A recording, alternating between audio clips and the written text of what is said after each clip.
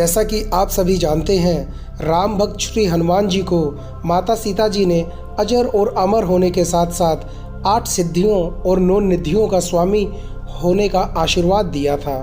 तभी से जो भक्त हनुमान जी की आराधना करता है, उसकी मनोकामना हनुमान जी की कृपा से पूरी होने लगती है। आज हम बात करेंगे हनुमान जी की 9 निधियों के बारे में। मेरा नाम है अमन और मैं आप सभी का हार्दिक व सप्रेम अभिनंदन करता हूं हमारे YouTube चैनल ज्ञान दूत पर।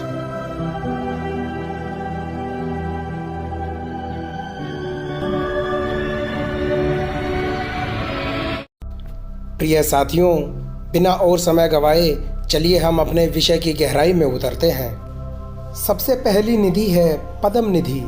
पद्म निधि के लक्षणों से संपन्न मनुष्य सात्विक गुण युक्त होता है, तो उसकी कमाई गई संपदा भी सात्विक ही होती है। सात्विक तरीके से कमाई गई संपदा पीढ़ियों को तार देती है। इसका उपयोग साधक के परिवार में पीढ़ी दर पीढ़ी चलता रहता है। सात्विक गुणों से संपन्न व्यक्ति स्वर्ण चांदी आदि का संग्रह करके दान करता है। यह सात्विक प्रकार की निधि है जिसका अस्तित्व साधक के परिवार में पीढ़ी दर पीढ़ी बना रहता है। दूसरे स्थान पर आती है महापद्म निधि। यह निधि भी पद्म निधि की तरह सात्विक ही है, हालांकि इसका प्रभाव 7 पीढ़ियों के बाद नहीं रहता। इस निधि से संपन्न व्यक्ति भी दानी होता है। महापद्म निधि के बाद तीसरे स्थान पर आती है नील निधि। इस निधि में सत्व और रजगुण दोनों ही मिश्रित होते हैं। ऐसी निधि व्यापार द्वारा ही प्राप्त होती है, इसलिए इस निधि से संपन्न व्यक्ति में दोनों ही गुण की प्रधानता रहती है। हालांकि इसे मधुर स्वभाव वाली निधि कहा गया है।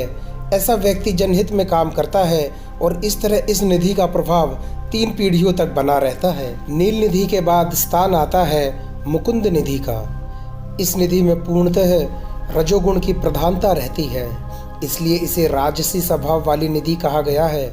इस निधि से संपन्न व्यक्ति या साधक का मन भोग आदि में ही लगा रहता है।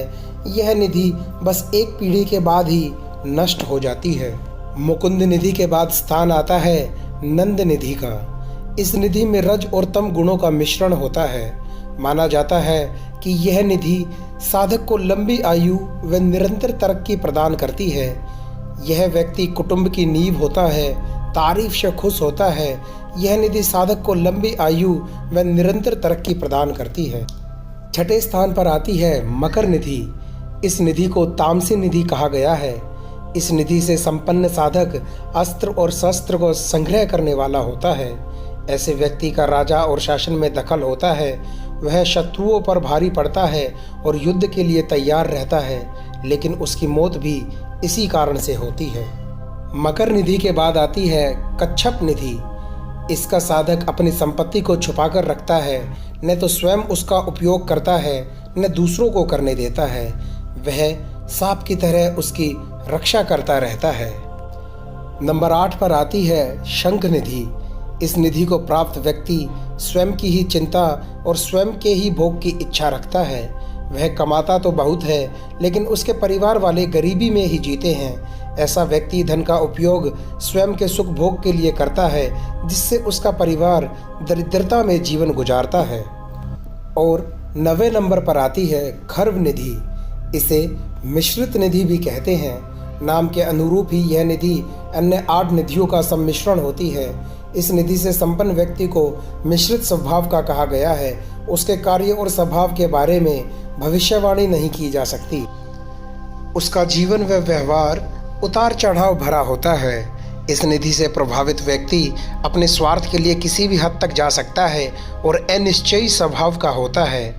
माना जाता है कि इस निधि को प्राप्त व्यक्ति विकलांग व घमंडी होता है, जो समय आने पर लूट कर चल देता है। प्रिय साथियों और प्रेमी भक्तजनों, 9 निधियों का यह विषय यही समाप्त होता है और मैं ये आशा करता हूँ कि अपनी छोटी सी कोशिश के माध्यम से मैं आपको 9 निधियों के बारे में अवश्य ही जानकारी दे पाया हूँगा। मुलाकात होगी किसी और विषय के साथ किसी नए वीडियो में। तब तक के लिए जय श्री राम, जय श्री कृष्ण और हर हर महादेव।